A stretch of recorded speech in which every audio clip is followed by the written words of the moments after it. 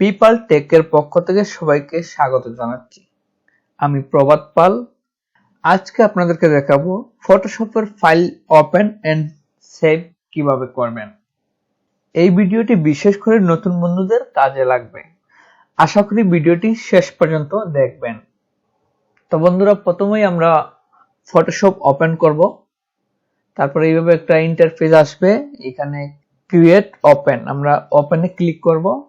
তারপর আমরা এইভাবে সিলেক্ট করে ওপেনে দিব।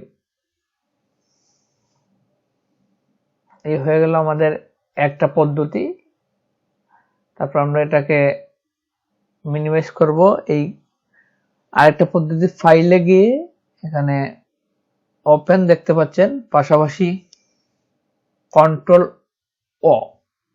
কন্ট্রোল প্লাস ও, আমরা আবার ওপেনে ক্লিক করব,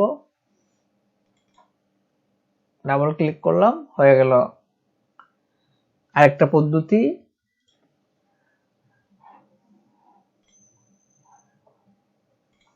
তারপর আমরা এখন দেখব কন্ট্রোল ধরে আমরা ও ক্লিক করব, তারপর এইভাবে চলে আসবে। আবার আমরা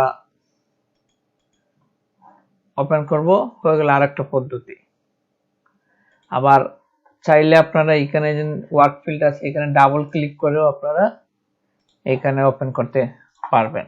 এই গেল আরেকটা পদ্ধতি। আরেকটা পদ্ধতি হলো আপনি আপনার ফাইলে গিয়ে আপনার কাঙ্ক্ষিত ফাইলে গিয়ে এইভাবে সিলেক্ট করে তারপর এইভাবে ধরে লেফট বাটন ক্লিক করে এইভাবে টেনে এখানে ছেড়ে দিলে হবে। এই গেল আরেকটা পদ্ধতি। তারপর এটাকে আপনি এখানে এই বাড়ে দিলেই এখানে সেট হয়ে যাবে। চাইলে আপনি এভাবে আরেকটা ছবি আনতে পারবেন। এইভাবে ধরে টেনে যে আপনি এখানে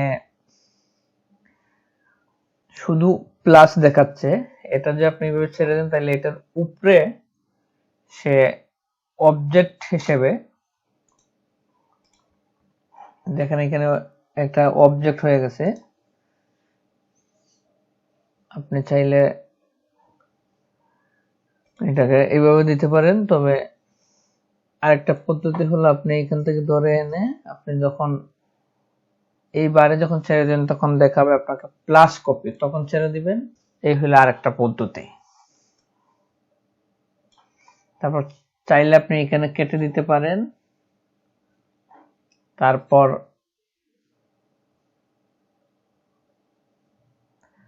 ক্লোজ, এখানে চাইলেও ক্লোজ করতে পারেন।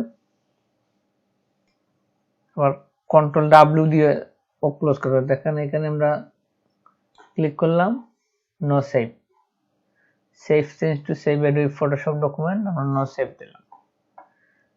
আবার আপনি চাইলে কন্ট্রোল ডাব্লিউ ক্লিক করবেন, তাও হয়ে যাবে।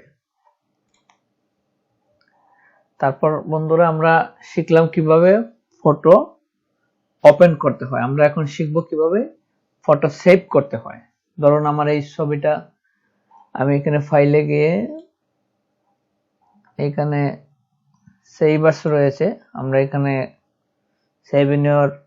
সেভ অন ইওর কম্পিউটার, আমরা এখানে আমাদের যে নামের প্রয়োজন সেই নাম লিখে, ধরুন আমার এটা ফটোশপ ইনস্টল 2022, সেভ দিয়ে দিলাম, ওকে সেভ।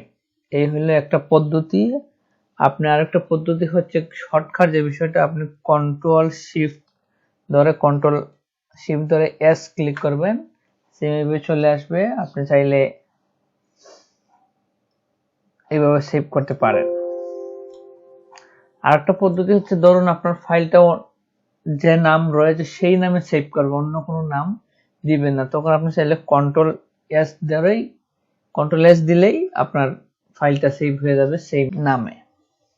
তো বন্ধুরা, আশা করি বুঝতে পেরেছেন, খুবই ইজি একটি বিষয়। তারপর আমি দেখিয়ে দিলাম, বিশেষ করে নতুন যে বন্ধু রয়েছেন আপনাদের অনেক কাজে লাগবে। অনেকেরই ফাইল ওপেন করতে অনেক ধরনের সমস্যা হয়, সমস্যার সম্মুখীন হতে হয়, সেই জন্যই আমার এই ভিডিওটা বানানো।